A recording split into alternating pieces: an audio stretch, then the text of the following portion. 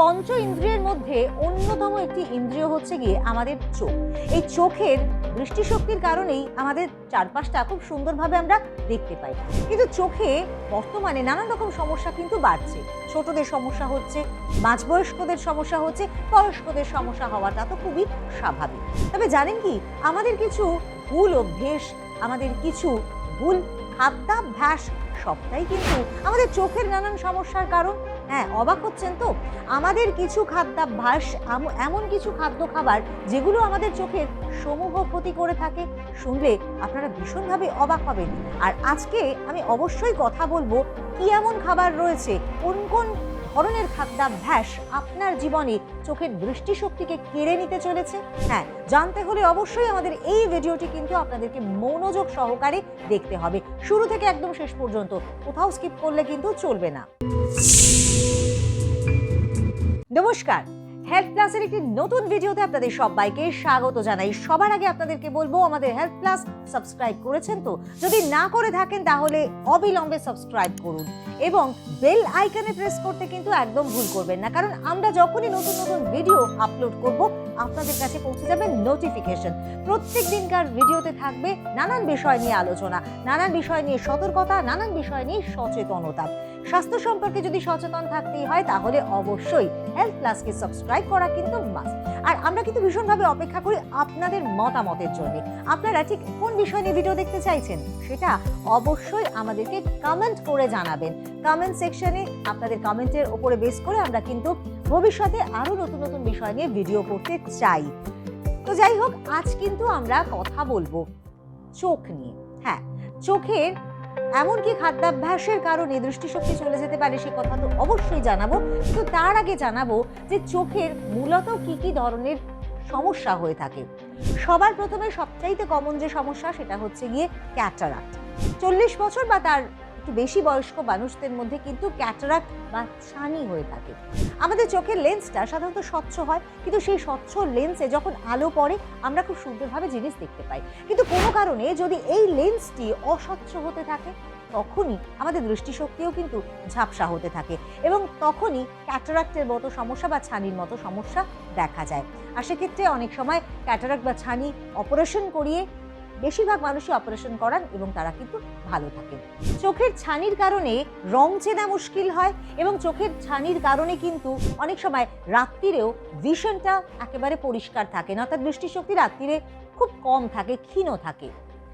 বয়সজনিত কারণে যত বয়স বাড়তে থাকে ততই কিন্তু চোখের দৃষ্টিশক্তিও কমতে থাকে। তার কারণ বেশি বয়সে ম্যাকুলার ক্ষয় কিন্তু চোখের একটি সমস্যা। দেখুন, আমাদের রেটিনার মধ্যে একটি অংশ হচ্ছে গিয়ে ম্যাকুলা। এই ম্যাকুলা যখন বয়স আস্তে আস্তে বাড়তে থাকে তখন কিন্তু তার মধ্যে ক্ষয় দেখা যায়। আর ম্যাকুলার যত ক্ষয় শুরু হয় তখনই কিন্তু দৃষ্টিশক্তিতে অস্বচ্ছতা বা অস্পষ্টতা দেখা যায়। একে বলা হয় এজ রিলেটেড ম্যাকুলার ডিজেনারেশন, অর্থাৎ বয়সজনিত ক্ষয়। আর সে কারণে কিন্তু দৃষ্টিশক্তি ভীষণভাবেই সমস্যার মধ্যে পড়ে। এটা মূলত বয়স্কদের সমস্যা। এরপরে অন্যতম একটি গুরুত্বপূর্ণ কারণ হচ্ছে গিয়ে ডায়াবেটিক রেটিনোপ্যাথি। হ্যাঁ, যারা দীর্ঘদিন ধরে ডায়াবেটিসে আক্রান্ত রয়েছেন, যাদের ব্লাড সুগারের মাত্রা অনেকটাই বেশি রক্তে, তারা কিন্তু একটা সমস্যার মধ্যে পড়েন, কারণ তাদের রেটিনা ভীষণভাবে হ্যামারেজ হয়, অর্থাৎ রেটিনাতে রক্তক্ষরণ হয়। সেই রক্তক্ষরণ হবার কারণে তাদের চোখের দৃষ্টিশক্তি একেবারে নষ্ট হয়ে যায়। আর সে কারণেই তাদের দৃষ্টিশক্তি কিন্তু অনেকটাই কমে যায়। এটা মূলত যাদের ডায়াবেটিস রয়েছে তাদের ক্ষেত্রে এই ডায়াবেটিক রেটিনোপ্যাথি দেখা যায়। যারা উচ্চ রক্তচাপে ভুগছেন, যাদের দীর্ঘদিন ধরে হাই ব্লাড প্রেশার রয়েছে, তাদের মধ্যে কিন্তু চোখেও প্রেশারটা অনেকটাই বেশি থাকে। তাকে বলা হয় হাইপারটেনসিভ রেটিনোপ্যাথি এবং এ কারণেও কিন্তু দৃষ্টিশক্তিতে সমস্যা তৈরি হয়।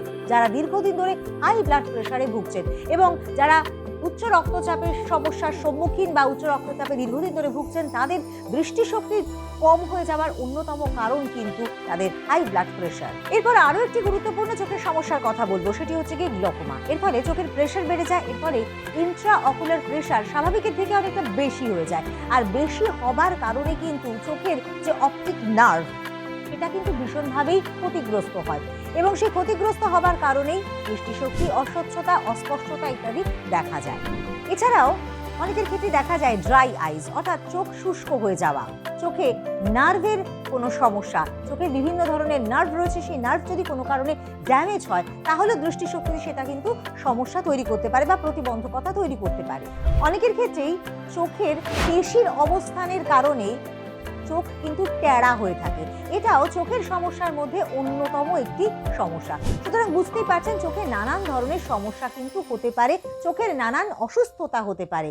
এ কারণে আপনার চোখের দৃষ্টিশক্তি ক্ষীণ হতে থাকে এবং অনেক ক্ষেত্রে দৃষ্টিশক্তি একেবারেই চলে যায়। কিন্তু শুরুতেই যেটা বলেছিলাম যে আমাদের এমন কিছু খাদ্যাভ্যাস যেটা কিন্তু আমাদের দৃষ্টিশক্তিকে নষ্ট করে দেবার ক্ষেত্রে অন্যতম ভাবে গুরুত্বপূর্ণ। সেই কি ধরনের খাদ্য সেই তালিকায় রয়েছে, অবশ্যই এবারে আমি একে একে সেই প্রত্যেকটি খাবারের কথা বলবো। আপনারা মিলিয়ে দেখুন আপনাদের সেই ধরনের খাবার গ্রহণের অভ্যেস নেই তো, যদি থাকে তাহলে অবিলম্বে সেটা কিন্তু ত্যাগ করা প্রয়োজন, কারণ আপনাদের সুস্থতার জন্য, আপনার চোখের সুন্দর বা ভালো দৃষ্টিশক্তির জন্য। সবার প্রথমে খাদ্য তালিকায় যদি প্রচুর মাত্রায় কার্বোহাইড্রেট থাকে সেটা কিন্তু আপনার চোখের সমস্যা, কারণ বিশেষত যে এজ রিলেটেড যে ম্যাকুলার ডিজেনারেশন রয়েছে সেক্ষেত্রে, অর্থাৎ যারা দীর্ঘদিন ধরে ডায়াবেটিসেও ভুগছেন তাদের ক্ষেত্রে যে হ্যামারেজ চোখে হয়ে থাকে, রেটিনা হ্যামারেজ, সেটা কিন্তু অনেকটাই এফেক্টেড হয় যদি আপনি প্রচুর পরিমাণে কার্বোহাইড্রেট প্রতিদিন প্রতি মুহূর্তে ইনটেক করছেন। সেটা কিন্তু আপনার চোখের স্বাস্থ্যের জন্য ক্ষতিকারক। আর শুধু চোখের স্বাস্থ্য নয়, বিভিন্ন ভিডিওতে আমি বলে থাকি যে আমাদের বিভিন্ন ধরনের শারীরিক অসুস্থতার কারণ কিন্তু এই ধরনের অতিরিক্ত কার্বোহাইড্রেট গ্রহণ করা। সুতরাং আপনার চোখের স্বাস্থ্যের জন্যও যে অতিরিক্ত কার্বোহাইড্রেট ক্ষতিকারক সেটা তো নিশ্চয়ই বুঝতে পারলেন। মার্জারিন, অনেকেই ব্রেডের সঙ্গে মার্জারিন ব্যবহার করে থাকেন বা খাবারের তালিকায় মার্জারিন থাকে, কারণ তারা মনে করেন এটা সুস্বাদু হবার পাশাপাশি আপনার শরীরে নানান রকম সমস্যা ডেকে আনছে এই মার্জারিন, কারণ এর মধ্যে রয়েছে ট্রান্স ফ্যাট। আর ট্রান্স ফ্যাট আপনার শুধুমাত্র হার্টের ক্ষতি করছে এমনটা কিন্তু নয়, এই ধারণা ছেড়ে ফেলুন, কারণ আপনার হার্টের ক্ষতির পাশাপাশি আপনার চোখের স্বাস্থ্যের জন্যও কিন্তু মার্জারিন অত্যন্ত ক্ষতিকারক। তাই আপনার খাদ্য তালিকায় যদি মার্জারিন থেকে থাকে তাহলে অবিলম্বে আপনার সুস্থতার জন্য, আপনার চোখের দৃষ্টিশক্তির জন্য সেটাকে কিন্তু বর্জন করা প্রয়োজন। আপনি হয়তো এমন তেল ব্যবহার করছেন এবং প্রতিনিয়ত ব্যবহার করছেন রান্নায়, ভাজাভাজি করতে, সবেতেই, জেনে নিন সেই তেলের মধ্যে যদি লিনোনিক অ্যাসিড এবং আনস্যাচুরেটেড ফ্যাট থাকে তাহলে শুধুমাত্র আপনার হার্ট ক্ষতিগ্রস্ত হবে না, আপনার ডায়াবেটিস বাড়বে না, আপনার চোখটাও কিন্তু অ্যাফেক্টেড হবে। তাই যে তেলের মধ্যে এই ইনগ্রেডিয়েন্টসগুলো রয়েছে, অর্থাৎ লিনোনিক অ্যাসিড রয়েছে এবং আনস্যাচুরেটেড ফ্যাট রয়েছে, অবিলম্বে সেগুলোকে বর্জন করাই বাঞ্ছনীয় আপনার সুস্থতার জন্য, আপনার দৃষ্টিশক্তির জন্যে। প্রসেসড মিটের প্রতি আমরা ভীষণভাবে আসক্ত, সময় কম, তাই ধোয়া মোছার ঝামেলা না নিয়ে প্রসেসড মিট বা ক্যানজাত প্রোডাক্টকে ব্যবহার করে থাকি, ক্যানজাত খাদ্য খাবারকে ব্যবহার করে থাকি, বেশ ভালো। কিন্তু তাতে থাকা অতিরিক্ত মাত্রায় সোডিয়াম আপনার প্রেশার বাড়িয়ে দেয়, আর যখন আপনার প্রেশার বাড়ছে তখন তার এফেক্ট তো আপনার চোখেও পড়বে।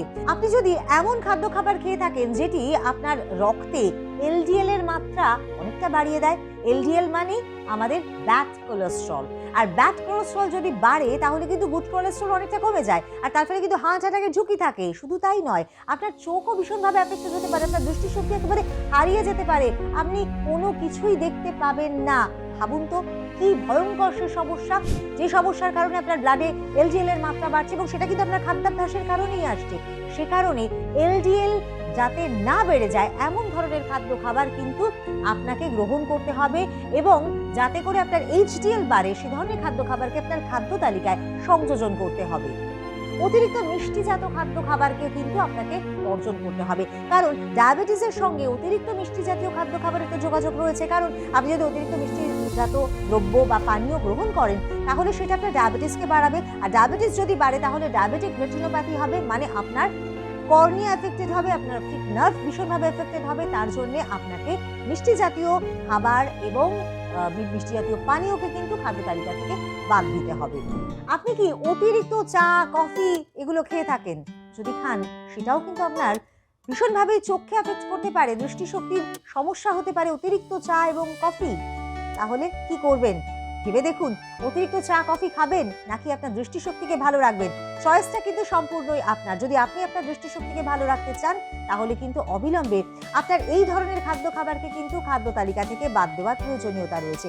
যদি আপনি ধূমপান করে থাকেন, অতিরিক্ত মাত্রায় যদি আপনি অ্যালকোহল নিয়ে থাকেন, তাহলে সেগুলোও কিন্তু আপনার চোখের দৃষ্টিশক্তির ক্ষেত্রে প্রতিবন্ধকতা তৈরি করতে পারে। তাই অবশ্যই অতিরিক্ত ধূমপান, অ্যালকোহল সেবন এগুলো থেকে দূরে থাকুন, কারণ আপনার দৃষ্টিশক্তিকে ভালো রাখতে হবে, আপনার শরীরকে ভালো রাখতে হবে। মিথাইল অ্যালকোহল দেওয়া পানীয় কিন্তু আপনার রেটিনোপ্যাথির কারণ, সুতরাং সতর্ক হন, কারণ আমাদের একটু সতর্কতা কিন্তু আমাদের অনেক রকম শারীরিক অসুস্থতা থেকে দূরে রাখতে পারে। আর যদি সতর্ক থাকতে হয়, সুস্থ থাকতে হয়, সচেতন থাকতে হয়, তাহলে আমাদের প্রত্যেকটি ভিডিও কিন্তু আপনাকে দেখতেই হবে।